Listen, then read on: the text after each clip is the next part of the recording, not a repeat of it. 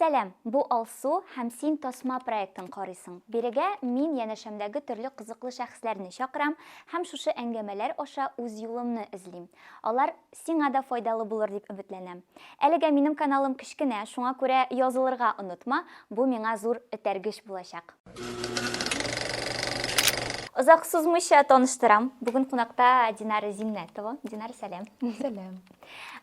Күпләр аны беләдер, креатор кебек үбрәктер инде һәм мин аны бүген башка яктан ачып карыйсым килә. Теге эксперт һәм башка андый темалардан читләшеп, китеп какие-то женские штучки. Но без әлбәттә профессиональ яктан да Динар белән танышачакбыз. Динар, ничек син? Әкрен генә. Ничек сиңа? Көз эшемисеңме, эшлисеңме? Таксида йөрим. Менә бу бик борчый. Ни өчен борчый? Син такси бәяләре борчыймы сине? Такси бәяләре дә борчый, һәм такси бәяләреннән күбрәк борчый менә шушы таксида йөрү өчен эшлимме дигән сорау. Әйе. Син көндә офиска йөреп эшлисең, әйе? Минем бар удаленка көннәре. Атнага 1-2 тапкыр кайчакта мин өйдә калып эшлим. Әмма ул көннәр минем офиска караганда тагын да загруженрак, тыгызрак булып чыга, һәм мин бернәрсә өлгермим, стрессовать итәм. Әмма тырышам инде. Бүтән эшләремне эшләп өлгерергә. Синең бит үзеңнең full time эшең бар һәм аның белән бергә Иделне дә алып барасың һәм башка проектларында. Ничек син Идел белән аны шулай бүлеп? Бик авыр. Яки Идел ой азагына гына активлашамы? Идел бер яктан ул чыннан да ой азагына таба активлаша, әмма ой буе инде мин бүтән чатларда булгач, Рәмзиянең һәрбер килгән хәбәрләренә җавап бирергә, процессларда катнашырга тырышам.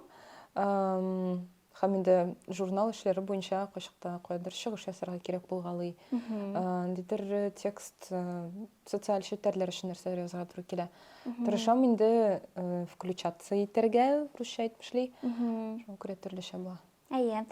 Мин әңгәмәне нәрсәдән башларга идем? Без икебез дә Динар белән Әлмәттән Казанга күченгән беренче елларны, нишләптер мин Әлмәттән кешеләрне бик сирәк очрата идем монда һәм кемдер очрагач шундый гаҗәпләнә идем. Ой, русча ул шундый акыллы кеше булса, Динар менә шундыйлардан шуны әйтәсем килә.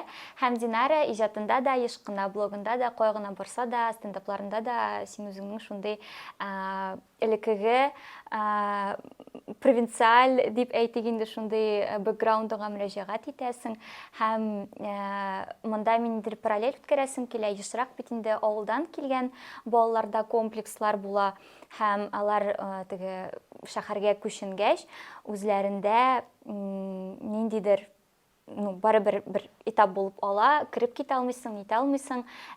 Синдә андай бер булдымы? Әйтик, Әлмәт бит инде ул барыбер алдынгы шәһәр булып санала әле. Казанга килгәч дип әйтәсеңме, менә Казан тормышы? Ул яктан дидер комплекс булмады дип уйлыйм. Чөнки мин инде шәһәр кешесе буларак үземне ничектер нормаль тоя идем. Бер ел мин Чаллыда укып алдым беренче курста, шуңа күрә промежуточный шундый этап булып алды. Чаллы инде ул Әлмәткә караганда зурак шәһәр. Шуңа күрә Казанга мин бик теләп, бик хыялланып, инде мәктәптә укканнан бирле мин үземне Казанда укырмын дип күзаллыйдым. Шуңа күрә монда килү минем өчен шундый табигый булды дип әйтә алам. Инде комплексларга килгәндә алар шәһәр тормышына бәйле түгелдер. Дидер башка әйберләр, синдром самозванца, менә теге профессионаллар дөньясында үзеңне ничектер алар белән бер рәткә куярга тырышу, шуның белән бәйледер күбрәк, бәлки. Миндә нәрсә булып алды? Мин авылда тусам да, мәктәп гимназиядә укыдым шәһәрдә инде, шәһәр гимназиясендә. Һәм анда һәрвакыт ниндидер актив булдым инде, җырладым, теге олимпиадаларда катнаштым. И дөресен генә әйткәндә шулай теге синең күтеңнән мактап йөргәндә, йолдыз дип йөргәндә һәм син килеп керәсең Казанга, анда син беркемгә дә кирәкмисең, анда һәркем үзенчә кайный, шундый ниндидер бер ара үземне югалтып алган идем, обидны булып алган идем, менә шундый бер белән мин очраштым. Сине Казан димәк әйбәт кенә каршы алдымы? Минем бәлки ниндидер ожиданиялар, көтүүлөр деп бетмелер тениш болду татарча. Көтүү. Көтүү. Булмагандыр бәлки индидер зур өмөтлөр. Әйе. Чөнки мин Әлмәттә яшәгәндә киресенчә, мин алай мактап, мин Әлмәттә яшәгәндә бернинди активист булмадым. Һәм дидер конкурсларда да катнашмадым. Мин журналистикага керүне инде югары сыйныфларда гына әйттем укытучыма, һәм ул әйтә, нишләп син һәр генә әйтәсең? Нишләп без сине хәзер генә активлаштырырга тиеш дип инде. Нормаль кешеләр бит инде мәктәп буе анда 5нче класстан бөтен конкурсларда катнаша. Мин типик бала идем, бернинди талантсыз, бер түгәрәкләргә йөрмәдем мин. Шуңа күрә киресенчә мин монда килеп, ничектер монда башлап җибәрдем менә шушы юлны, үземне иҗади яктан үстерүне дип әйтә алам. Беренче менә бу креаторлык оеткылары синең кайчаналар yüzüp чыкты дигән була. Гомумән бөтен тормышны күз алдына китерсәк. Ну, менә мин гел исемә төшерәм, ничәнче 6нчы сыйныфларда укганда минем дус кыз бар иде, Даша. Һәм ул да шундый бик креатив иде, без аның белән бергәләп художественный мәктәпкә йөри башладык, әмма мин бер четверть кына йөрдем дә ташладым, чөнки мин өлгермәдем, миңа әниләр җитешмисең, бер нәрсә өлгермисең дип. Әмма ул бик ни иде шундый, иҗади кыз иде, һәм без аның белән дус идек. Һәм ул ясый башлады бер вакытны комикслар. Просто дәфтәрләрдән кисеп, әлбәттә инде мин дә аларны ясый башладым. Ниндер сериаллар карый идек без, һәм ниндер Америка исемнәре кулланып, имештер без сериалны комикс итеп язабыз, әмма сюжетны үзебез уйлап табабыз. Менә шундый комикслар аны аерым тегеп, ниндер җепләр белән журнал чыгарып карый идем мин шулай ук дәфтәрләрдән, ниндер кагазьләрдән, китапчыклар минем хәтта берсе генә саклана. 2000нче елда эшләнгән ниндидер бер дәфтәр кисәге. Мин үземне инде шул вакытта уйлыйдым, менә гәҗит чыгарам, журнал чыгарам дип. Чөнки без алга кайтып йөридек, һәм минем әби-бабаларым газеталар алдыра иде, Татарстан эшләрен, һәм шул вакытта ук бәлки кызыксынып киткәнмендер журналистика белән. Шунда башлангандыр бәлки, әмма ул бөтен минем эшләнмәләр, мин алардан бераз үсә төшкәч уяла башладым һәм укырга киттем. Алар әле бер араны бер папкада өйдә калганнар иде, пакетта. Аннан соң мин инде укырга киткәч, уйлыйм бит инде, мин әйтәм, шундый кринжовый, һәр әниләр моны табып, алар скорее всего инде күргән булганнардыр. Но мин вакытта, шундый кринж, хәзер менә киләс тапкыр кайткач, мин аларны ыргытам. Һәм бер кайтуда мин аларны барсын да ыргыттым. И хәзер мин искә төшерәм һәм шундый кызганам. Шундый ни булыр иде, истәлек. Демәк, барыбер балачактан килә бит инде ул ниндидер задаткалар. Хәзерге вакытта синең, мин профессиональ яктан сөйләшмибез дип әйттем дә, инде барыбер сорыйсы килә. Синең тормышың нинди сфераларга бүленә дип әйтергә була? Ну, менә әйтеп киткәнчә инде бар full time эшем, мин IT компаниядә эшлим.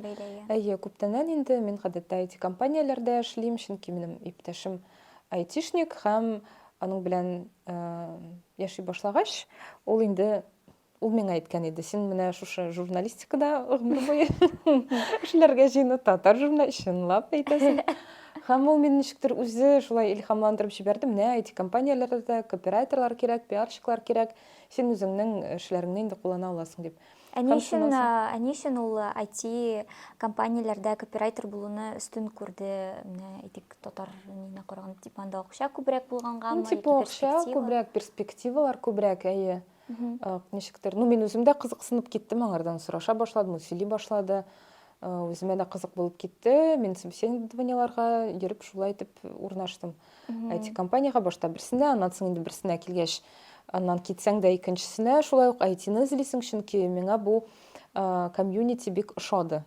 Андагы кешеләр, аларның акыллы булуы, аларның бер башка, алар бер яктан шундый объектив, физический, индидер, ничек дип әйтим, физик дөньяны өстен күрә дип әйтимсең, приземленный. Миңа һәм четко шундый бөтен әйбердә шундый исәпләнгән дөньяда яшиләр.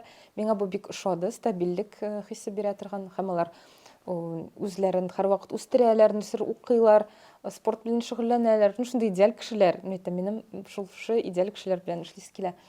Шуңа күрә IT-да, әмма инде минем барыбер үзем татар журналистикасында укыгач һәм гомумән мәктәптән бирле шулай татар теле, татар мәдәнияте белән янып яшәгәч, минем тормышымда моңадан бер өлеш бирәсе килә иде. Һәм мин төрле проектлар эшләп карадым. Кайсылары уңышсыз булды, күбесе. Аннан соң килеп чыкты менә «Чугугли татар кызы» дигән проект.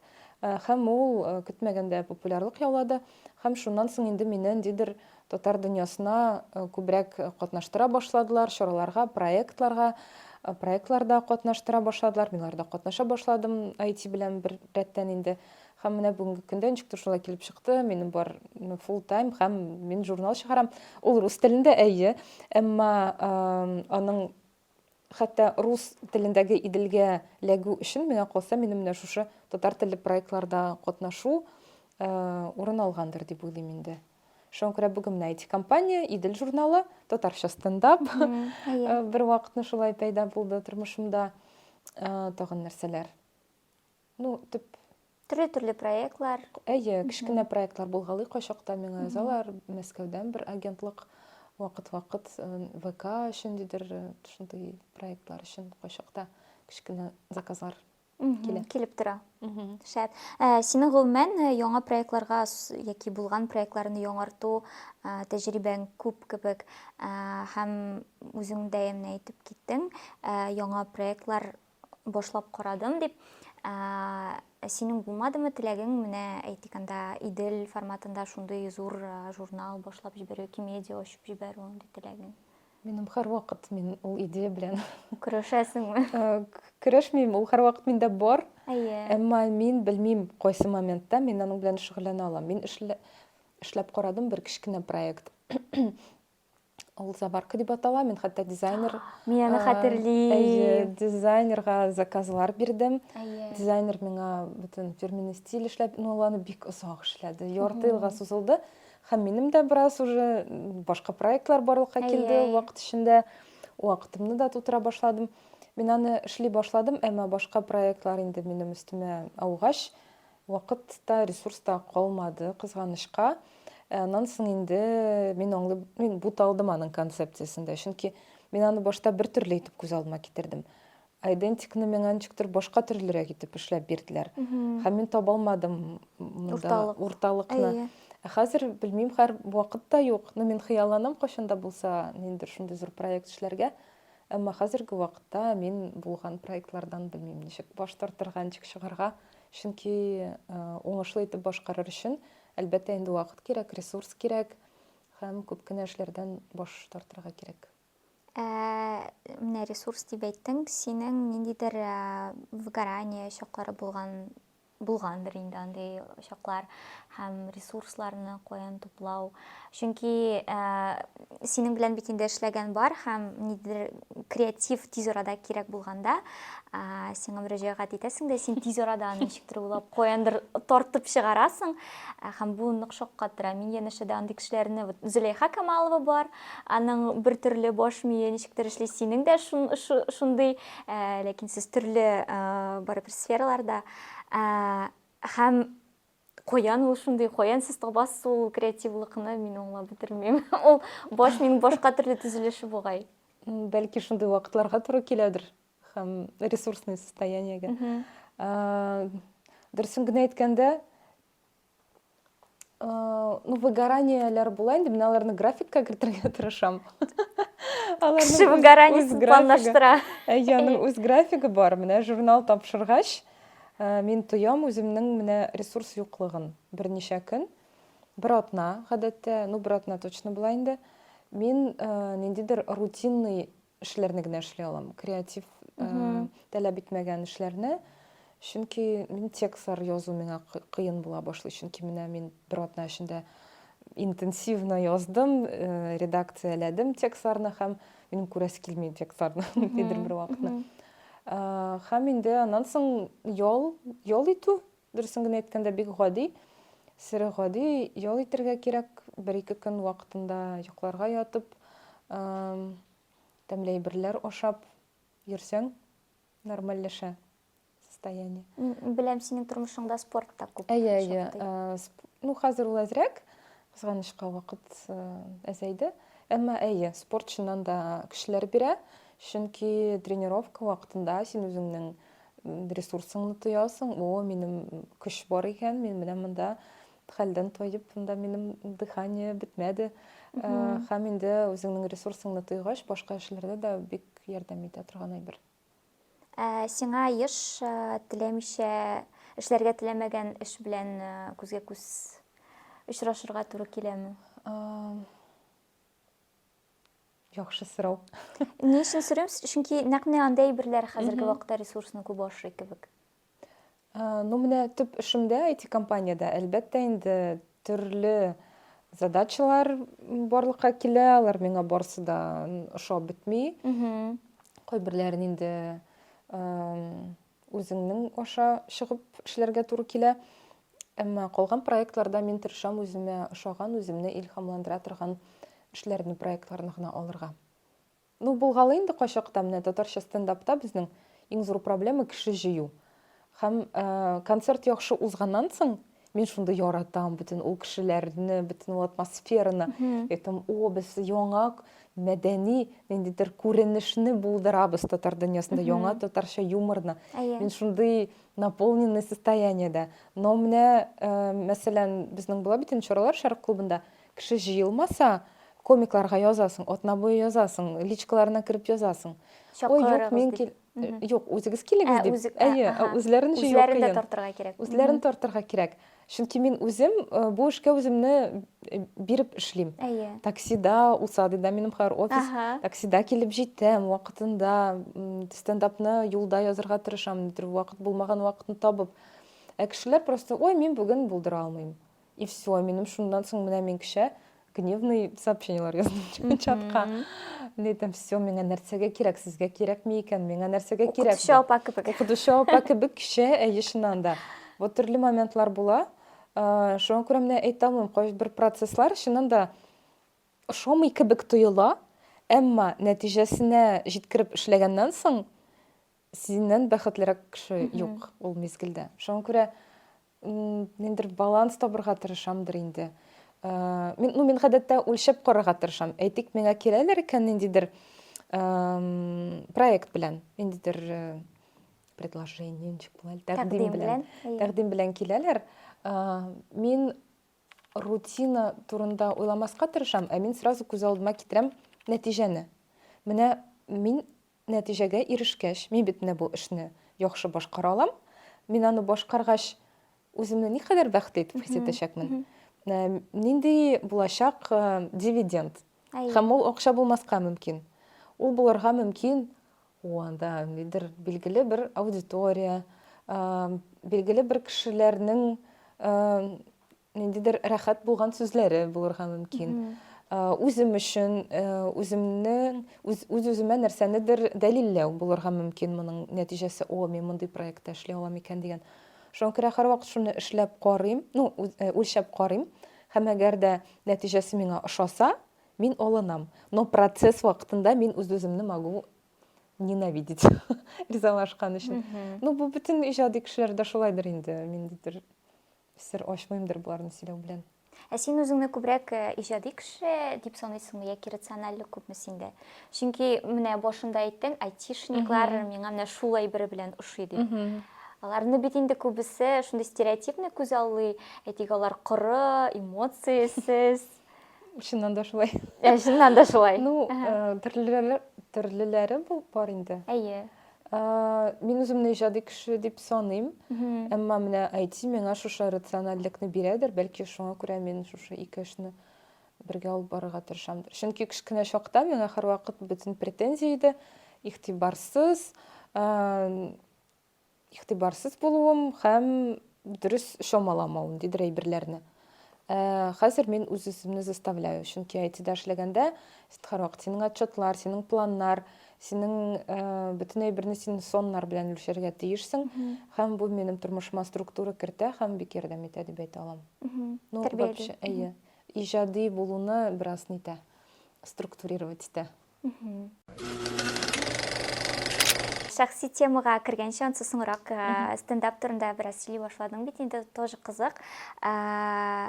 Соңғы арада бит енді бек активлашып кетті, соңғы неше ел деп әйтергә була. Бұл шулай тыйыла ма? Әйе, ул шулай тыйыла. Ни өчен?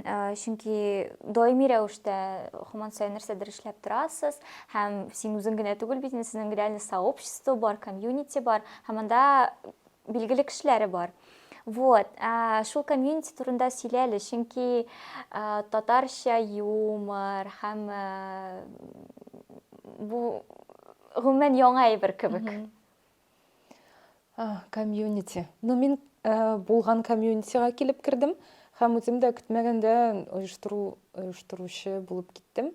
Бу эштә, чөнки мин килгәнче, татарча стендап мин килгән вакытта, ул шундый эстрада кешеләре белән дус булган кешеләр, туйлар алып баручылар, менә шундый кешеләрдән тора иде. Һәм аларның КВНчиклар инде, әлбәттә. Рамил Агдеев, ул инде КВНнан килгән кеше, һәм аның бөтен дуслары шушы комьюнити КВНчиклардан тора иде. Анда күбрәк инде егетләр иде, кызлар юк иде дә, бугай ялгышмасам. Алар Чаллыдан күпчелеге, Казанда бик күп түгел иде. Рамил үзе Чаллыдан бугай. Әйе, Рамил үзе дә Чаллыдан. Һәм без инде монда оештыра башлагач,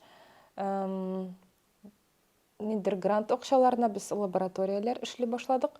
Яңа комиклар безгә килеп кушыла башлады, һәм алар шундый төрле. Алар инде КВНчикларда түгел, эстрада белән бәйле кешеләр дә түгел. Мәсәлән, Баязит бар безнең Зайдуллин, вообще бриллиант. Миңа калса, без аны шундый... Аның рилслары бик яшьләгән миңа хәзер. О, шундый. Миңа калса, бик кирәкле кеше татарча стендапта, бик мөһим фигура бүгенге стендапта, чөнки бэкграунды бик кызыклы. Ләйлә Лерон, ну, ул миңа арчыда, мин килгәнче дә чыгыш ясагандыр, бәлки, әйе, чыгыш ясаганы бар иде. Соңгы арада ул шулай активлашып китте. Аның үзенчә стиль. Аннан соң инде менә лабораторияләр оештырганда безгә иҗади дөньядан Зилә Хөсәйнова килеп керде. Яшь кыз. Яшь кыз, әйе, театр белән шөгыльләнә. Аның бөтенләй инде үзенчәлекле амплуа, ул театральлек кертә. Һәм ул килгәнче миңа калса андый кеше юк иде татарча стендапта. Ул шул ягы белән бик кызыклы һәм бик шундый үзенчәлекле бер шәхес.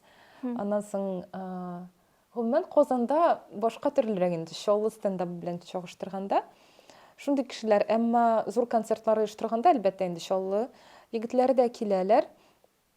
Әмма алар инде күбрәк шундый гаиләле кешеләр дә бар алар арасында, Казандагылар арасында да шулай бар, шундыйлар бар, старичоклар. Шуңа күрә алар инде акчасыз чараларга йөрмиләр, бушка эшләгән. Безгә инде күбрәк менә ачык микрофоннарга энтузиастлар килә, кем әле үзен татарча стендапта тикшереп кенә карый һәм үсәргә тели. Шундыйрак комьюнити. Күбрәк анда нинди кешеләр килә? Алар шулай ук үзләрен башка профессиядә тапкан, ләкин КВНны, стендапны отдушин итеп күрәләрме? Яки нинди чара алаларның өчен? Ял итү чарасы кебек. Әйедер дип уйлыйм, ял итү чарасы. Әлбәттә инде без өметләнәбез татарча стендапны шундый профессиональ дәрәҗәгә чыгарырга, бигрәк тә Рамил Агдеевның хыяллары, амбицияләре бик зур, ул әйтә.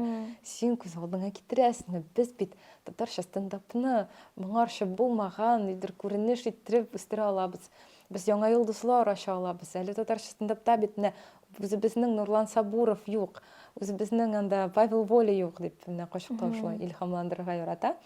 Шуңа күрә кешеләр киләләр, хобби буларак кабул итеп, әмма инде без тырышабыз нидер мөмкинлекләр ачарга, грантларга заявкалар бирәбез, күләмле чаралар оештырырга тырышабыз һәм кем белә, бәлки шуннан да килеп чыгар шундый дәрәҗәгә күтәрү. Барыбер бик мөһим эш кебек. Сиңа никадәр мөһим яныңда менә шул әйтеп киттең Рамил дип илһамландыра торган, әйтгәндә Идилне алганда Рәмзия, шундый тоже бер корычтай кеше. Никадәр мөһим сиңа инде яңа әйберләр эшләгәндә, яки зур әйберләр эшләгәндә шундый таянычлы, тоже илһамландыручылар булу, яки синең үзеңдә җитәме ул әйбер? Әлбәттә җитми. Миңа калса менә минем бүгенгә бөтен уңышлы килеп чыккан проектларым бик көчле команда белән эшләүгә бәйле. Китапханәне алсак, мәсәлән, Тоже зур этап. Тәбриз командасы, әйе, чөнки әгәр дә анда Тәбриз булмаса, белмим, мине чакырсалар, аерым дидер кеше, мин бәлки чакырмаслар иде дә, анда Тәбриз булмаса, Иделне алсак та, татарча стендапны алсак та, бөтен уңышлы килеп чыккан проектларда бар команда, бар шундый тулыландыра торган кешеләр. Шуңа күрә мин әлбәттә инде үземне генә шундый кирәкле кишер яфрагы дип әйтә алмыйм. Синең үзеңнең подкастларыңда да бик подкастың булды, стендапларыңда һәм социаль челтәрләреңдә шундый бик күп самоирония, шундый ничектер үзеңне былай иттереп, ничек аңлатны, самоирония күп синең үзеңдә, һәм тоже синең үзеңнең фишечкаң булып килеп чыга инде бу. Без җәмгыятьтәге Динарны беләбез, аңладык примерно, менә өйдә якыннарың белән син нинди үзеңне ничектер тасвирлап күрсәт әле. Мин шундый уктыр инде, белмим. Әйтә алмыйм, ничектер бик каты аерылам дип. Күпчелек вакытны инде менә эштә, төрле проектларда көн саен соң кайтам, шуңа күрә өйдә сирәк булгалым дип әйтә алам. Ял көннәрне дә кайчакта төрле ниләрдә чараларга барга туры килә. Шуңа күрә бәлки минем белән аралашу җитеп җитмидер якыннарыма. Алар сине аңлыйдыр инде барыбер. Без бу юлны сайладык дип, менә бер вакытны шулай без туганнарга кайттык та инде иптәшем белән. Һәм ул да күп эшли, һәм әгәр дә мөмкинлек булса, анда ял көннәрне чыгарга, күбрәк акча эшләргә, яисә соңгарак калып эшләргә, ул һәрвакыт бөтен шул мөмкинлекләрне куллана. Чөнки ул инде өйрәнгән, мин дә бит инде гадәттә төрле җирдә йөрим. Бер вакытны шулай кайттык та, туганнар сорыйлар, ни өчен, нишләп сез гел ял итмисез, ничек сез шулай яшисез, нишләп ял итәргә бармыйсыз, ял көннәрендә бер кая йөрмисез дип инде претензия кебек яңгырады, һәм ул шундый кызык җавап бирде, мин хәтта үзем дә гаҗәпләндем, ул әйтә. Без менә шундый юлны сайладык, диде ул. Һәм миңа шундый ошады бу җавап, һәм мин аңа бик рәхмәтлемен, чөнки бу безнең шундый командный выбор кебек яңгырый. Чыннан да без үзебезне үз эшебездә табып инде ошаган эшне эшләргә тырышабыз. Чөнки ул да үзенең эшен ярата дип уйлыйм мин. Шуңа күрә, бәлки качандыр, анда белмим, балалар туса, гаиләлерәк кешегә әйләнермендер. Әмма бүген инде менә үземә ошаган проектларда эшләү миңа бик зур бәхет китерә. Канәгатьлек. Әйе. Өйдә булгалыйм инде, без менә ял көннәрне кайда бергә барырга тырышабыз. Кичләрен бергә уздырырга тырышабыз. Соң кайтсак та барыбер һәрвакыт утырып сөйләшәбез, иртән бөтен хәлләрне, бөтен булган вакыйгаларны. Безнең менә гаилә дип әйтергә ярыймы соң. Мин шундый инде күп сөйли торган кеше булырга мәҗбүр, айтишник белән яшәгәч, чөнки ул һәрвакыт без чәй эчәргә утырабыз, һәм ул әйтә, сөйлә, рассказывай. Һәм бу иртән дә, кич белән дә. Минем уже юк. Мин кич белән сөйләдем, все, без аннан соң йокларга яттык, иртәнге ашка утырабыз. Рассказывай, төн генә бер нәрсә дә булмады. Юк, синең бит һәрвакыт нәрсәдер бар, әйдә сөйлә. Мин әйтәм, неужели кызык инде, мин сөйлим инде бөтен анда Идел журналы турында. Белмәм, кызык микән алар турында тыңларга. Сорагач кызык димәк. Вот шундый кеше мин өйдә. Син бер ара еш куя идең иреңнең шундый инде ПП завтраклар пешерә иде ул. Бар иде Аның белән кызыксына бугаймы? Вакыты булганда, әйе, аның бар шундый хобби, күптән түгел ул пәһләвә пешерергә өйрәнде өйдә. Кыен түгел икәндер, соң гына әйткәндә, просто махсус ни кирәк, камыр, тестофила дигән. Сатып алып. Әйе, тестофила сатыла. Ул шундый ниндер катлы нинде, камыр. Шундый әйберләр, әйе, кайчакта аның вакыты булса, ул ПП әйберләр пешерергә тырыша. Шундый әйе бар иде. Менә син әйтеп киттең, айтишник белән тору дип, бар бит инде жена айтишника дигән феномен. Сезгә кагыламы андый бер юкмы яки? Әйе, мин аңа җибәрәм рилслар айтишник белән тормыш турында. Аның ничектер теге кызам ул аның өчен яки нормаль реакция күрсәтә? Гомумән бик тыныч кеше. Син дә тыныч. Әйе, без ничектер безнең шундый тандем, без тыныч кешеләр. Без хәтта менә бергә кайтабыз бит туганнарга. Әйе. Мәсәлән, аның ягында әнисе һәм апасы бигрәк тә шундый ничек дип әйтим, кычкырып сөйләшәләр димме, эмоциональ. Анда һәрвакыт шундай. Һәм алар бөтенсе һәм племянница да кайтса бигрәк тә бергәләп сөйләшәләр. Һәм без шундый безгә дә бераз сәер. Чөнки без өйрәнмәгән иде шундый тавышларга. Бездә һәрвакыт тынычлык иде. Шуңа күрә, айтишник белән тормыш инде ул рациональлек, ул шундый бөтен нәрсәне дә исәпләү дип әйтимме соң. Монда юмор юк. Нәрсә сөйләсәм дә, бу бик сәер яңгыраячак кебек. Мин просто бер мәзәк сөйләдем бер көнне стендапта. Аңардан көлмәделәр. Сөйлә. Без көләбез. Татар айтишнигы белән яшәү, ул менә кайчан ул сиңа үзенә яңа футболка алдырырга бирми. Аннан соң билгеле бер вакыт узгач, сиңа әйдә яңа фатир алабыз дип әйтә. Вот шундый тормыш. Бу вообще-то бик әйбәт качество. Һәм ул айтишникларда гына түгел, ул хәзер егет кешеләрнең күбесендә бар кебек. Бу бик яхшы. Әйе. Мин саныйм аны ниндидер акыллы кешенең признагы дип дөресен әйткән. Әйе. Әмма мин просто белмим, нормальмы бу юкмы. Мәсәлән, ул гомумән тормышта бик минималистичный. Ул артык әйбергә акча тотмый, мәсәлән. Мин күп нәрсәгә акча тотам. Хотя мин тоже бик особо ни түгел инде.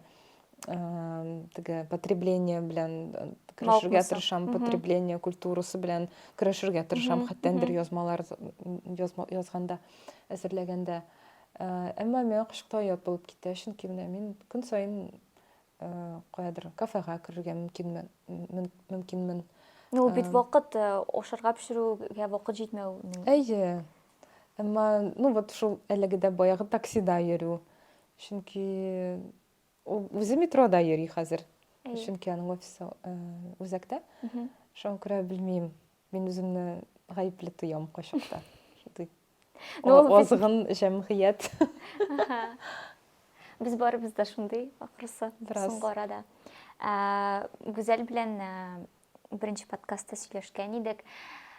Хәзерге яшьләр, алар ниндидер дофаминовый әйберләрдән, тиз дофаминнан тора. Әйтик теге, алар үзләренә фатир ала алмый, зур ниндидер максатлар куя алмый, ләкин кечкенә әйберләр белән ничектер күңелләрен күрә һәм бер көнлек дөньяда шунсы да булса рәхәтрәк кебек тоела. Шуңа күрә мин уже моңа гаҗәпләнмим дә, кеше үзенең күп акча тотканына.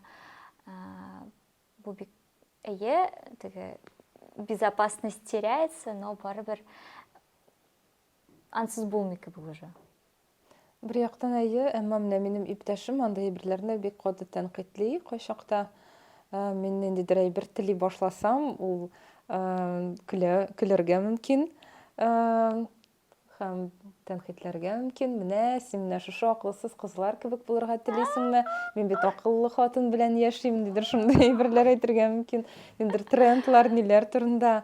Тик шуңа да карамастан, ул миңа күптән түгел туган көнгә Dyson белән китте. Мин әлегә аңа тотынырга куркам, чөнки мин ышанмыйм аның минеке булуына. Әмма нәрсәсе кызыклы, мин ул Dyson турында беренче тапкыр әйтеп алганда, мин әйттем, вот, минем чәчләрем начар, Dyson менә чәчләрне бозмый дип сөйлиләр дип.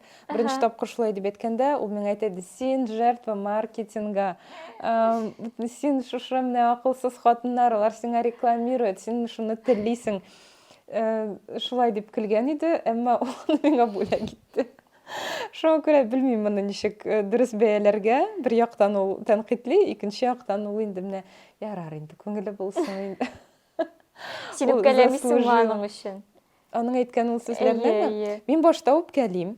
Ага. Аннан соң мин карый башлыйм тирә-ягыма һәм чыннан да менә син әйтеп киткән кешеләрне күрә башлыйм. Кемнәр менә көн саен анда 500 сумга кофелар алып. Бу мин. Ну мин үзем дә минем бар периодлар. Кайчан мин күп акча тотам, Әйе. кайчан мин бераз үземне контроль итәргә тырышам. Әйе. Әмма мин карыйм чыннан да кайбер менә яшь кешеләр, мин аларны кызганып куям. Алар чыннан да шундый корбаннар кебек маркетинг һәм дөнья тутырган шушы ниләрнең корбаны кебек. Һәм чыннан да бит инде аларга аннан соң авыр булачак. Безнең менә үзебезнең фатир бар, тик шулай да мин ниндидер әйберләр турында сөйли башласам, иптәшем миңа һәрвакыт әйтә, син пенсиядан нәрсә эшләргә җыенасың? Син кайдан акча алачаксың? Ул мине ничектер менә шул җиргә нитә, төшерә күкләрдән. Шуңа күрә мин башта ачуым килә, мин әйтәм, ну синдром отложенной жизни була ярамый, хәзер нәрсә өчен яшисең, хәзер ниндидер күңелле әйберләр булырга тиеш дип. Әмма инде аннан соң уйлый башлыйм, әйтәм, ну юк, ул дөрес әйтә. Дөрес әйтә, ышанычлы. Мин бит аны шундый булуы өчен яратам, ышанычлы һәм стабильлек бирә торган шундый рациональ булуы өчен. Мин хәзер уйлана башладым. Нәрсә турында? Кофе турында? Юк. Кстати, мин уже 3-нче көн кофе ичмим. Так что мин тоже молодец. Ну, минем өчен просто кайфны күтәрә торган нинди ритуаль әйбер. Күбесе шулай дип инде аны кабул итә. Теге кофейняга кирип эчмәсәң дә барыбер иртән туркада куйнатып эчәсең инде ниндидер үзеңә рәхәтлек алыр өчен. Вот, нәрсә әйтмәкче идем, менә тоже узган беренче подкастта сөйләдем инде мин 25 яшь кризисы турында һәм ничектер менә син сөйләп утырасың хәзер, син барыбер миннән олорак һәм менә еллар узгач та миндә дә шундый фикерләр тур дип мин өметләнәм, дөресен генә әйткәндә, чөнки әлеге вакытта аның бер әсәре дә юк, әлбәттә, ләкин минем янәшә дә тоже шундыйрак кеше, киләчәкне уйлый торган кеше инде. Шуңа күрә шул якка барабыз дип өметләнәм инде мин. Вот, мин сорамакчы идем. Син бу темага сөйләшергә рөхсәт бирдең бугай миңа. Дөрес информация буенча сез никахта гына торасыз, әйбәт? Әйе. Бу получается как гражданский брак. Бу сезнең үзегезнең шундый индир сайлаумы, яки вакыт җитмиме? Вакыт та җитми һәм хәзер нишләптер кызык та түгел кебек инде һәр бик сәер булыр иде бер зур туй оештырырга. Вакытында ни өчен өйләнмәдек? Чөнки безнең никах ничектер туганнар белән узды. Без туганнар чакырдык, әлбәттә. Һәм ул үзендер туй вайбы бар иде анда. Чөнки без аннан соң фотосессиягә киттек. Аннан соң инде просто вакыт җитмәгәндер, чөнки һәр вакыт бер эштән икенче эшкә күчеп йөрү, индидер проектлар һәр вакыт. Һәм минем һәр вакыт сорау туа иде, без хәзер туй эшләсәк, ул кайда булырга тиеш? Без анда кемнәрне чакырабыз? Минем бөтен дусларым Казанда, мәсәлән, туганнарым Ютаз районында. Әлбәттә, аның туганнары особо күп түгел, аралаша торган туганнары. Дуслары да күп түгел. Шуңа күрә ничектер ниндидер концепция тумады башта. Хәзер инде аннан соң безгә 30 яшь тулды. 30дан соң эшләр дә күбәйде. Тагын да сәеррәк. Хәзер инде туй ясау инде. Ну, бәлки язылышып булыр иде. Әмма икенче яктан туганнар туй көтә кебек. Бу мине стопорить итә һәр вакытны. Но мин хәзер кайдан үземдә ресурс табып ниндидер чара оештырырга тиеш. Мин хәтта кунакка кеше чакырырга да куркам үземнең өемә. Чөнки бу барыбер ничектер обязывает. Кеше нәрсә әйтер, ниндидер бер дәрәҗәне тотарга кирәк бит инде. Яшь барган саен ул дәрәҗә үсә бара. Типа, менә мин һәр туй ясасам, мин бит инде ниндидер нормально эшләргә тиешмен. Уже анда яшь чактагы кебек, как попало, не пойдет, ничек анда әлеге эшләр иде. Шуңа күрә ниндидер планка бардыр үземнең башымда. Аннан соң мин уйлый башладым, бәлки без кайчанда булса үзебезнең йортыбызны сатып алсак, частный уже дом, Бәлки анда, менә үзем күз алдыма китерә башладым. Анда уже син домашний атмосферада ишек алдында не эшли аласың. Кичкенә шундый мини-фестиваль кебек форматта. Шулай хыялланып, һаман туйга барып җитмибез. Әмма без инде әйтеп киткәнемчә бергәләп фатир алдык, һәм ул безнең икебезгә язылган. Шуңа күрә мондый поступоклар дип әйтим инде минем өчен паспорттагы кул куюга караганда мөһимрәк адым Показатель. кебек, әйе, күрсәткеч. Шуңа күрә ничектер тынычландык та инде яшибез. Болай. Минем бер видеограф иптәшем бар. Алар кызы белән бер 10 еллап очрашалар бугай. Но мин нишләптер аңардан кыймый идем сорарга, ничек сез һаман өйләнешмисез дип инде. Һәм бу җәйне сорадым да, әйтәм, сез һаман өйләнешмәгән бугай, нишләп сузасың дип инде. Вроде как шундый төпле егет инде ул бик. Зачем нам свадьба, когда у нас есть ипотека? Әйтәм, вот, әйтеп салды бу. Ну, то есть, әйе, кешеләр күрәсең аларга ул кирәкми, алар өчен нидер зур мөһим бер түгел. Үзләре өчен ничектер шулай уртага салып сөйләшкәннәр дә, һәм менә яшиләр. Ну, әлбәттә, инде туганнарның сораулары туа һәрвакытны. Хәзер, конечно, миннән әни уже сорамый, кайчан язылышасыз дип, ул хәзер бала табу турында күбрәк аның бөтен претензияләре. Ну, чөнки мин аңа бер вакытны әйттем, әгәр дә бала булса, инде язылышабыздыр, мин әйтәм.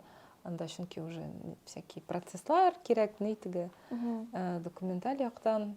Шуңа күрә ничектер шулай яшибез. Күптән түгел безнең тагын шундый сүз чыкты, һәм миңа ул шундый җавап бирде. Иптәшем инде. Ул әйтә, без күптәннән язылышыр идек. Ну, син бит нидер мероприятие телисең ди. Ул ничек дип әйтте, татарча тәрҗемә әйткәндә, ул ничек яңгырый? Мәҗлес. Син бит мин ояла торган мероприятие телисең. Ну, типа, где я буду стесняться. Ул бит айтишник булгач, әйе, бераз воробушек, цафобушек. Шуңа күрә шунда икән сәбәп. Әйе. Мин белмидем. Ну, бик тыйнак кына якыннарың белән шундый бәйрәм кызык буладыр инде ул. Вот, ну это просто тоже мои мечты. Син йорт турында әйтеп киттең, тоже бу сорау минем башка килеп киткән иде, менә йорт хиссе. Хәзерге вакытта бит инде күпләргә, күп кешеләр өчен үз өең булу, ниндидер безопасность белән равняется, кем өчендер ул теге кешеләрдән качып ял итү урыны синең өчен йорт гомумән ул андый төшенчә нәрсә һәм кайсы җирне син йорт дип атыйсың? Ну, менә без хәзер яши торган фатир, беренче үзем, ничек дип әйтим инде. Хәзер без яши торган фатир, ул минем тормышымда үзем эшләп алган фатир дип әйтергә була инде, хотя, конечно, анда минем өлешем. Мин ул кадәр күп эшләмәгәндер бәлки. Минем өчен ул менә шундый чын өй, мин анда үземне куркынычсызлыкта итеп хис итәм. Һәм без инде анда ничә ел яшибез? 20-нче елда. 19-нчы елда сатып алдык, ялгышмасам.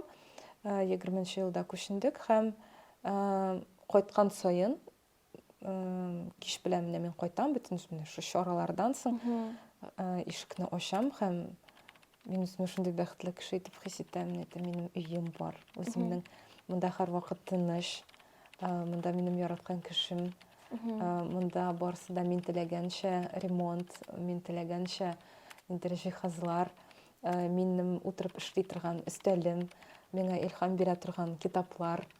Минем өчен менә шундый урын. Һәм мин бик бәхетле үз өем булу белән. Һәм барысына да бу хисне кичерергә телим. Рәхмәт. Сезнең бер кайчанда теге күченү әйтгәндә Чит илгә китү андый теләкләрегез булмадымы? Булды, әлбәттә, безнең дусларыбыз күбесе китте чит илләргә. Һәм төрле вакытларда безнең дә төрле уйлар булгалады инде. Әмма без калдык. Алга таба ничек булыр белмим. Безнең дусларыбыз, мәсәлән, Америкага күчеп киттеләр. Без алар белән шалтыра төшеп сөйләшәбез кайчакта зумнан. Һәм ул шалтырау Ну, анда вакыт арасы күп. әйе вакыт арасы күп һәм ул шалтыратулардан соң Роберт һәрвакыт әйтә, нәрсә күчәбезме Америкага? Менә шулай. Мин бик куркытамын ди сүзләрне әйтәм. Так, без бит мен әйтәм вроде приземленныйлар уже как бы. Ну, аның инде бар кайдадыр баш миндә шундый уй, кайчанда булса, бәлки күченеп китү дигән уйлары бар дип беләм. Әмма әлегә инде без алдагы планнарны корабыз Казанда. Таба күз күрер. Мәскәү турында сөйләшкән булды беренче тапкыр. Әмма миңа Мәскәү ошамый. Минем вайб түгел. Мин анда үземне һәрвакыт шундый хис итәм. Кечкенә итеп. Әйе. Минем дә андый хис бар. Питер миңа ошамый. Мәскәү төрлечә була, ел фасылына да карый инде. Соңгы тапкыр барганда, ничектер мин шундый отпускка бардым инде. Һәм шундый арып кайттым. Кай вакыт барасың, наоборот, илһамланасың аның масштаблары белән. Ну, бәлки ишке халәткә караптыр инде ул шәһәр. Гомумән бит инде син кая да барсаң, үзеңне алып барасың, шуңа күрә монда шәһәрне дә гаепләп булмый. Вот. Һәм мин сорарга идем, сез бит инде әти-әниләреңә еш кайтып йөрисез. Ну, еш дип инде кайтып йөрисез барыбер. Андагы йортта син үзеңне ничек хис итәсең? Ну, минем әниләрем хәзер авылда күбрәк яшиләр инде. Алар хәзер әти-әнисенең йортында яшиләр. Минем әби-бабамнарның йортында. Һәм анда кайту инде ул кичкенә чакта әбкәйләргә кайту кебегрәк хисләр бер яктан, чөнки шул йорт, бүрәнәле йорт, мунча, ишек алды. Икенче яктан моңсу буыннарның алмашуын күзәтү. Әйе, чөнки инде авылда башка кешеләр икәнен күрәсең, башка төрле анда гаиләләр, кешенең аз булуы, ниндидер хуҗалыкларның таркалуы һәм андай әйберләр инде әлбәттә бераз шулай нитә, күңелне шиметә. Әмма җәй көне кайтканда инде әлбәттә шундый энергия алып киләсең. Элек мин кайткач тырыша, ну хәзер дә бар инде, Чоугли татар кызы өчен идеяләр алып килә идем мин авылдан. Чөнки анда кешеләр башка төрле итеп аралаша һәм инде шәһәр тормышында оныта башлаган әйберләрне шуннан эзләп табып, ниндидер авыл көнкүрешенә бәйле әйберләрне искә төшереп киләсең. Шул ягы рәхәт. Син Чоуглины үзең генә алып барасың, әйбит? Әйе. Анда башка Юк. идея эстәп торучылар юк. Юк, шул хәзерге вакытта юк. Элек предложкага кешеләр еш яза иде ВКонтактеда. Хәзер калмады шул. Хәзер бу сорауны ничек нормаль итеп сформулировать итәргә икән. Бездә барыбер бит инде татар кызларында аерым тәрбия бар дип әйтергә кирәк, һәм аның барыбер йогынтысы көчле. Һәм аңа килеп кушыла ниндидер башка менталитетның вайблары, шәһәр вайбы. Никадәр син үзеңдә тоясың шушы татарча тәрбияне дип әйтик? Ну, Чоугли татар кызы шулай барлыкка килде. Менә шушы татар кызы тәрбиясенең зур шәһәр тормышы белән очрашуы. Гомумән бик күп анда шундый ниләр, противопоставленияләр дип әйтимме соң, бер-берсенә бәреләләр һәм бер-берсенә туры килмиләр, чөнки сиңа гомер буе кичкенә чакта әйтәләр. Кычкырып сөйләшмә, булай әкрен генә утыр, күренмә, артык нитмә, выскочка булма, менә шундай әйберләр. Инде Казанда, ну, гомумән зурлар тормышында сиңа киресенчә уңышка ирешү өчен үзеңне күрсәтергә кирәк. Һәм менә шушы әйбер инде миңа калса төп конфликт тудыра торган әйбер, һәм ул әлеге көнгә кадәр дә миндә яши. Чөнки мин нинди генә чарага барсам да, мин үзем гади эшчеләр гаиләсеннән, һәм нинди генә чарага барсам да, мин кайчакта үземне хис итәм самозванка итеп. Мин кешеләрне алдыйм кебек. Бигрәк тә ниндидер бик укымышлы, ниндидер культурный тусовкаларда, төрле анда, менә күптән түгел булды бит әле, син булдыңмы анда? Особняк Демидовада булды. Пресс Пресс-конференция сезонна ачуы. Мен анда ұзақ вақыт болмадым. Тик мен нишләп тор ул минем туган көн иде. Һәм мен анда барырга ризалаштым. Мен ул көнне эштән удаленка көне алдым. Мен әйтәм, мен менә шушы көнне үземә ошаган җирләргә генә барам. Шундый налайте. Менә шушы пресс-конференцияга барам. Тик андагы кешеләрне күргәч, һәм андагы вайб, анда подкаст өчен түгел. Силә кызык. Төрле бит инде анда бар важный кешеләр. Элитарный шундый вайблар. Элитарный чиновникларның туганнары. Безнең фонарь сүнде. Катлыйм. Менә бер көнне бардым мин пресс-конференцияга.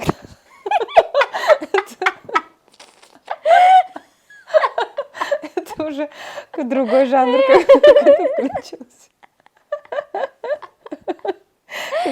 Анекдотлар сөйлеп.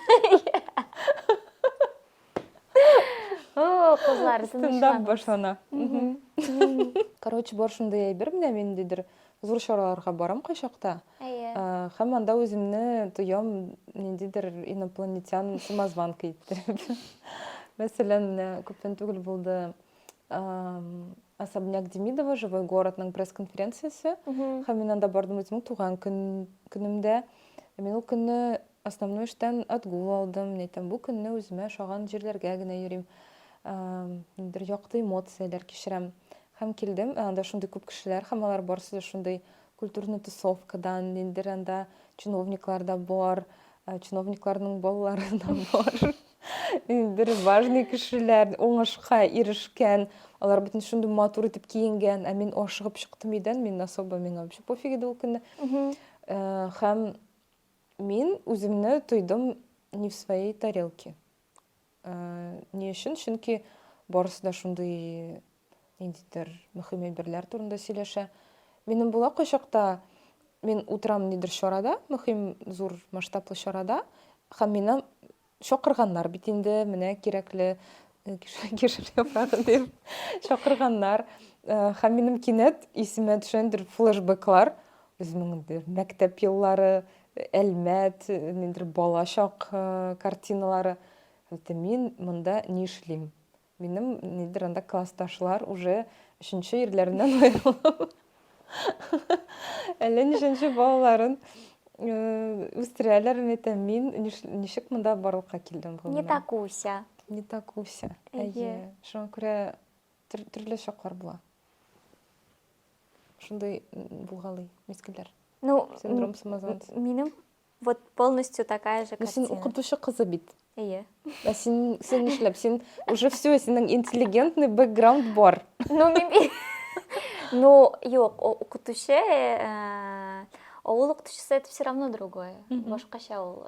Барыбер миндә гапкади тәрбия тоже шулай гаиләсеннән һәм Беренчедән миндә авылдан булуыма комплекслар бар иде мәктәптә укыганда. Мин килеп йөридем шәһәргә бит инде көндә анда. Син татар гимназиясендә укыдың бит. Мин менә пятиэтажка, минем йорт. Һәм син 24нче мәктәптә укыдың бугаймы? 24 ул бик шундый элитный мәктәп булып санала иде. Просто ул яңа иде. Может быть. Анда Илемгли бар иде инде һәм 24нче мәктәп. Вот гимназия татарчалар арасында типа интеллигентный. Һәм мин барып керә идем инде мәктәпкә шундый уже орган кыяфәттә. Анда олы классларда мин тушлар буе башладым һәм кыш көне син килеп керәсең. Синең анда тушларың аккан була, урамнан салкыннан остановкалардан барганда, автобуслардан күчә-күчә һәм мин үземне шундый убогий итеп хис итә идем. Ул янәшәдә торган кызлар каблукта шундый суперский, алар һәрвакыт формадан килмиләр иде, башкача киенәләр иде, бүтән форма кияләр иде. Анда чәчләрен туздырып, бездә үрү тоже ни иде инде строго. Һәм менә шул вакытта мин уяла башладым үземнең авылдан булуым белән. Аннары соң монда шәһәргә, Казанга күченгәч, мин ничектер бер ара булды минем татар теле, татар теле өчен ничектер мин комплексовать итә башладым. Хотя мин олимпиадаларда катнашкан кеше, җиңгән кеше инде. Но менә монда группадашлар барысы да кызлар, огыл кызлары иде инде тоже, ләкин аларның татар телләре шундый матур итеп язалар, сөйләшәләр. Вот шуның өчен, в общем, үземнән кринжевать итә башладым. Һәм һәрвакыт шундай әйберләр өстәлеп торды. Ә инде эшли башлагач, мин бер ара Живой городта тоже эшләп алдым, моң театр мәйданчыгында. Гомумән андый чараларга күп йөргәч, һәрвакыт мин үземне шулай ук хис итәм, не в своей тарелке синеп эшли. Миңа ярдәм итә үзем белән кемнедер алып бару, яки анда таныш кеше белән очрашу. Барыбер нидер таныш кеше белән күрешкәч тә син кич буе аның белән сөйләшеп тора алмыйсың бит инде, аңа теге мунчасы бер кесе кебек ябышып. Һәм андай бер кайчан да бетмәс кебек. Ул эштәге курккан, эштәге закомплексованный бала һәрвакыт утырыр кебек. Ул танышлар менә ул кемнәр, мәсәлән? Ну, кайчандыр очрашкан, күрешкән кешеләр, бергә эшләгән проектларда ничектер очрашкан. Типа без икебез дә монда, димәк, без үзебезнең урында. Норм, да. Ну, барында әйбер. Миңа кайчакта ярдәм итә Рәдиф Кашаповның булуы һәм аның минем белән сөйләшүе. Мин нәрсәдер әйтә, һәм әйтәм, о, вот это уровень. Ул минем белән фикерләре белән бүлешә, димәк, мин достойна того, что... Ну, аның рандомный фикерләре рандомный вакытта килеп дәшүе, ул вообще нормальный әйбер. Рәдиф кызык кеше инде ул. Вот. Аңлыйм сине андай әйберләр шуннан да нирәк уверенность бирә. Үзеңне яхшырак тоя башлыйсың. Ну, мин белмим, ни өчен синдә андый комплекслар бардыр. Мин белмим, ни өчен синдә бар. Укытучы кыз татар гимназиясеннан килгән. Татар гимназиясендә ул барыбер. Минем татар телем камил түгел. Юк. Ансы чыннан да шулай. Вот, мин белмим, ни өчен синдә андый әйбер бар, чөнки син шундый акыллы, син шундый төрле яклы. Син шундый, ну вот, һәрвакыт сине эксперт дип тәкъдим итәләр бит инде, представляют.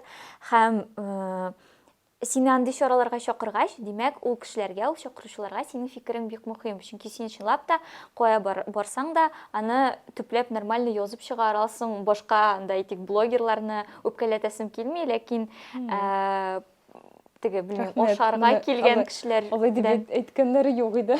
Ну вот, короче, нәрсәгә ояласың. Шул. Һәм мин тагын нәрсә турында сөйләшергә идем синең белән. Бер фикер әйтеп китсәм ярыймы менә шушы урында? Менә чараларга чакырган вакытта мин һәрвакыт үземне тоям тиешле итеп, һәрвакыт дәлилләргә. Менә мине чакырганнар икән, мин оправдать ожидания һәм аларның миңа булган инде шушы нисен, ышанычын. Һәм икенче момент, мине менә шулай эксперт итеп чакыралар икән, каядыр чыгыш ясарга, фикер әйтергә. Мин һәрвакыт уйлыйм, миңа ниндер яңа проект кирәктер, миңа тагын нидер эшем белән күрсәтергә кирәктер, нидер яңа этап, яңа уровеньга чыгарга кирәк. Мин бит инде һәрвакыт йөри алмыйм, мәсәлән, китапханәдә эшләгәннән соң мин аңлыйм, мин бу китапханә тәҗрибәсе белән гомер буе бер кая уже, ну, бит нәрсә үзгәрәчәк, уже үзгәрде китапханәдә. Шулай ук Идел журналы белән, шулай ук башка проектлар белән. Чөгли татар кызы уже анда ВКонтактеда кеше саны күп түгел. Постлар язарга вакыт калмый. Һәм мин аңлыйм, туктап калырга ярамаганын. Чөнки бүген сине эксперт итеп чакыралар. Әгәр дә син бер урында туктап каласың икән, син уже кызык түгел, син булырга тиешсең. Һәрвакыт нидер дәлилләп торырга тиешсең кебек тоела миңа. Бигрәк тә инде мин бит әле анда 50 яшьлек хатын түгел. Һәм шуңа күрә дәвам итәргә кирәк кебек. Сократ әйтмешли, я знаю, что я ничего не знаю. Һәм шуңа күрә мин һәрвакыт үземә әйтәм, минем әле белмәгән һәм аңламаган әйберләрем шул кадәрле күп. Шуңа күрәдер, бәлки синдром самозванца һәрвакыт була торган әйбер. Һәм күбрәк яшәгән саен, күбрәк кешеләр белән аралашкан саен, син үзеңне тагын да күбрәк әйбер белмәвеңне аңлыйсың. Но мин моны начар дип санамыйм, конечно, вакытында ул бик теге авыр кабул ителә, ләкин үзеңнең теге кем үзен мактый дигән кебек, тиле үзен мактый дигән кебек, акыллы кеше үзенең нәрсәдер җитмәвен, кимчелекләрен аңлавы уже вообще супер, как будто бы. Вот. Мин сорарга идем синнән, кабат яшькә кайтсак инде, менә 25 яшь һәм 30 яшь һәм алга таба ниндидер ну, ничего этим 25-те 20 яшьтәге кебек булып булмый, 30-да 25-тәге кебек булып булмый дигән син үзеңә инде шундый шикләүләр куясыңмы инде үсеш өчен үзеңне тотып торасыңмы дип. Мәсәлән, анда менә 35-тә мин шундый берләргә яшәргә Әйе. шуның Ну, турында шул якка ие. мин тырышам уйламаска андай берләр турында. Чөнки барысы да шундый шартлы һәм һәр кеше үзенә индивидуаль рәвештә куярга тиештер ниндидер максатлар һәм күрсәткечләр. Чөнки мин карыйм, мин элек ничек уйлый идем, мәсәлән, миңа 25 булганда, 27 яшь булганда, мин карый идем анда кайбер үземнең яшьтә булган кызларга, кемнәр анда бала тапкан да, декретта утыралар, мин карый идем, ой, ужас, деградировать итеп, анда шундый сторислар куеп, вообще акылсыз, синең тормышыңның мәгънәсе нәрсәдә, менә шулай уйлый идем мин. Мин типа постоянно движухаларда катнаша, карьеранда, проектлар. Хәзер мин карыйм һәм аларның шундый зур үсеш һәм миңа калса бала, ул вообще бик ул Яхшы мәктәп. мәктәптә түгел, ул проект буларак син целый кешене бирәсең җәмгыятькә. Аннан да кыйммәтрәк нәрсә булырга мөмкин. Синең ул чөгүле татар кызыңны бүген кешеләр укыйлар, иртәгә укымыйлар. Инде бала, ул бит үсә һәм ул үзенең ул синең күрсәткечең булып тора гомер буе. Син аңа нәрсә биргәнсең, син аң белән бәлки горурланырсың, бәлки юк, ул күрсәтәчәк синең бөтен хезмәтеңне. Кичкенә безнең эштәге проектлар, алар краткосрочный һәм әйтеп киткәнемчә, син һәрвакыт дәлилләп торырга тиешсең җәмгыятькә үзеңнең достойный булуыңны. Шуңа күрә һәр кешенең үз максатларыдыр инде һәм уңышның үз күрсәткечләридер. Әйе. Чөнки мин хәзер аңлыйм, әгәр дә кызларның инде балалары анда инде мәктәп яшендә, алар анда инде күп әйберләр эшли беләләр, кемдер анда хәтта акча эшли, уже кемнеңдер балалары ниндидер конкурсларда җиңеп, алар шундый горурланалар, мин әйтәм, менә бит алар шундый зур хезмәт башкарганнар ничә ел буе, минем нәрсә, минем бүген бар иртәгә юк. Үзеңне обесценивать итү. Бәлки, әйе. Мин шул бер әйбер турында инде. Һәр кеше үзе хәл итәдер. Андай универсаль күрсәткечләр булдыру яклы түгел мин. Синдә самокритика, самоирония күп булган улы, самокритика да күп кебекме? Бәлки. Шул Син белән көрәшәсеңме моның белән ничектер? Самокритика белән хәзерге вакытта әйе, ул ничектер 30 яшьтән соң башланды. Мин хәзер һәрвакыт үземәндер бер сүз әйтәм. Бер-ике фраза бар минем, мин үземә әйтәм бик каты борчыла башлаган вакытларда. Элек мәсәлән, миндер чарага барганнан соң нидер бер кринж ситуация булса, миндер сүз ишетсәм, үзем ялгыш нәрсәдер әйтсәм, мин төне буе уйлап чыгарга мөмкин идем. Хәзер мин үземә әйтәм, син чынлап та хәзер менә шуны уйлауга, фәлән вакытыңны һәм фәлән ресурсыңны рәмитергә әзерме? Бу сиңа нәрсә бирә? Һәм инде сразу аңлашыла моның мәгънәсез эш икәнлеге, и всё, мин уйламый башлыйм. Аннан соң кайчакта була шулай ниндидер кринж ситуация, һәм мин мәсәлән бик каты оялам дидер әйткән сүземнән, эшләгән эшемнән, һәм аңлыйм бу оят хисе шундый масштаблы икәнлеген. Һәм миңа бер фраза ярдәм итә, мин үземә әйтәм, әйе, мин шундый. Әйе, кешеләр мине шулай итеп кабул итсен. Мин башка төрле була алмыйм. Һәм бу мине бик тынычландыра, һәм мин ничектер тынычланам. Мин идеаль була алмавымны шулай итеп кабул итәм. Һәрвакыт түгел инде, тырышам. Әгәр дә мин аңлыйм икән, хәзер мин үземне self-harm масштабларын шуңа күрә кайчакта була. Кайчакта инде сүгәргә тырышам, әгәр дә бигрәктәндер конкуренция булган моментларда башка кешеләрнең яхшырак эшләгәнен күрсәм, башка кешеләрнең ниндидер көрәштә җиңеп чыгуын күрсәм, мин инде үземне битәрләргә мөмкин. Син яхшырак булдыра аласың. Нишләп алар эшли белмиләр, сөйли генә беләләр, аларның килеп чыга, син булдыра алмадың, шулай итеп мин кайчакта Шундай самокритика булгалый. Билбек кемгәдер кызык микән? Миңа кызык. Мин синең каршыңда утырам димәк миңа кызык. Рәхмәт. Миндә нишләптер бер ара бик көчле булып алды ул самокритика, самокопание, аеручанда нидер эшкә бәйле әйберләрдә, ләкин аннан бер ара ул бик тиз туктады һәм килеп чыкты икенче әйбер, ни өчен син бу әйбер белән гомумән шөгыльләнәсең, син бит башка әйбер белән шөгыльләнергә телисең, ни өчен син һаман шушы ноктада дигән һәм моңа кадәр булган әйберләрнең дә 25 ел, 24 ел эшләгән әйберләрне просто сызып ташлау, бетереп ташлау дәрәҗәсенә җитә торган кайвакытта әйберләр, шундай хисләр уянып ала, ләкин мин ничектер туктатырга тырышам һәм үземнән отвалить по возможности. Вот.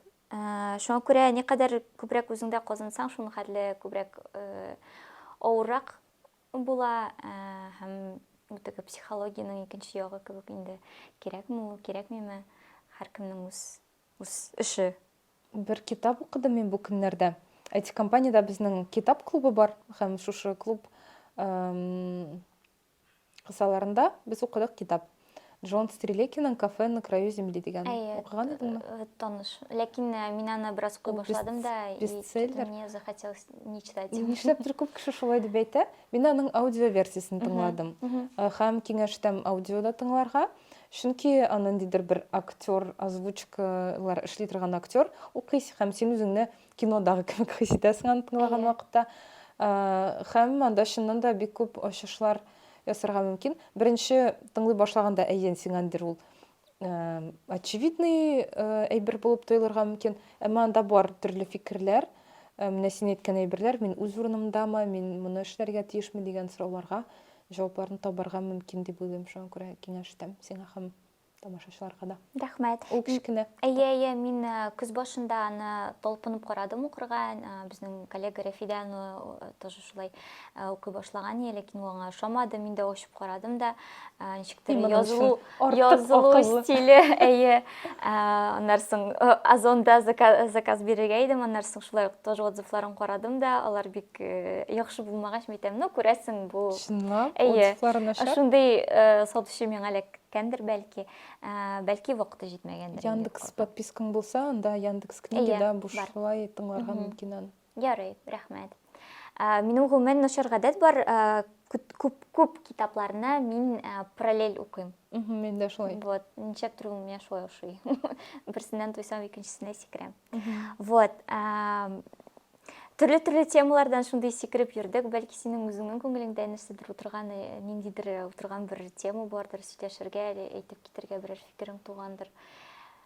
Синең белән күп әйбер турында сөйләшеп буладыр, син генә әйткәндә, өстен генә теге вакыт алай күп булмагач.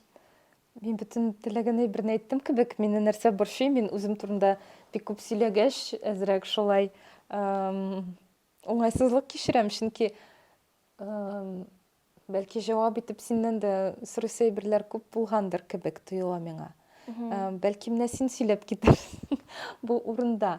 Менә син подкаст башында әйттең, мин монда чакырган кешеләр белән әңгәмәләр белән әңгәмәләр аша үз юлымны табырга телим дип әйттең.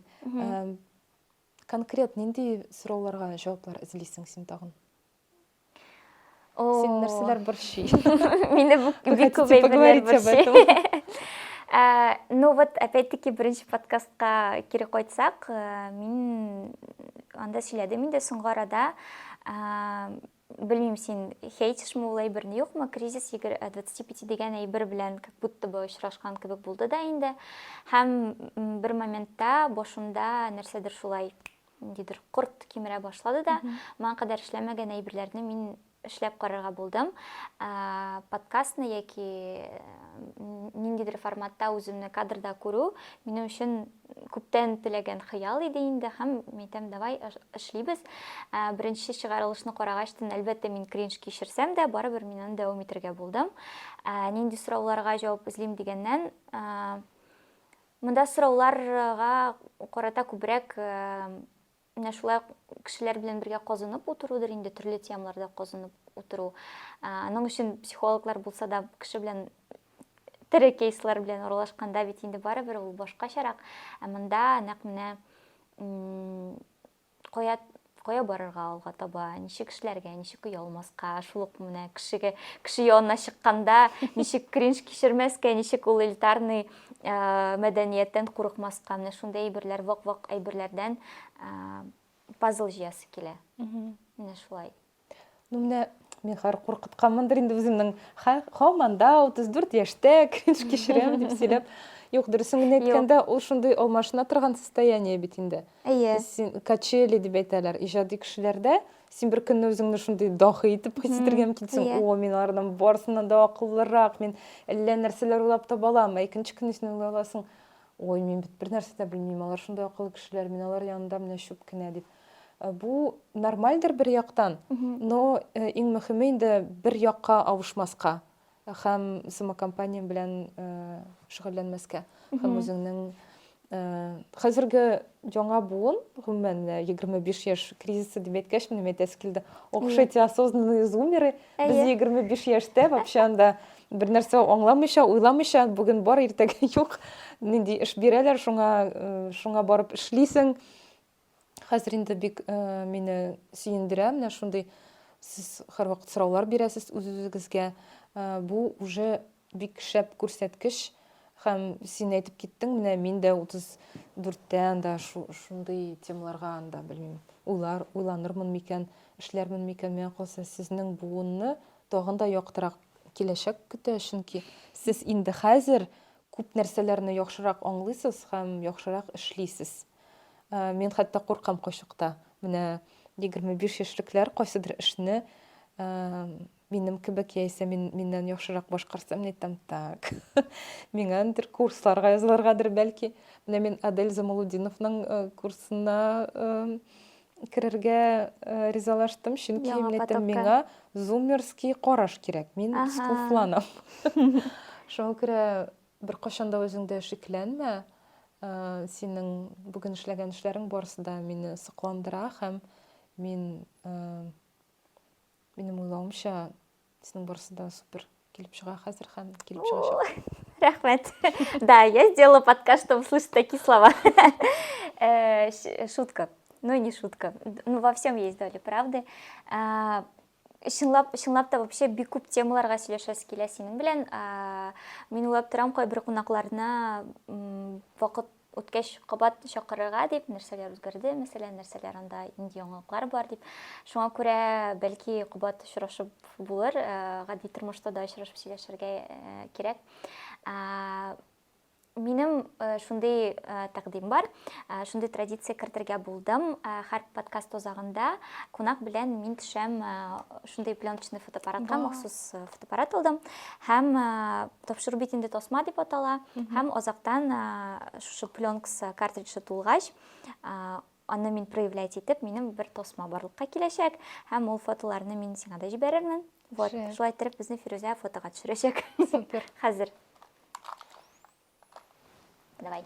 Ностальгия мезгілі. Да. Давай. Ничек көтәрбек? Ничек җайлы.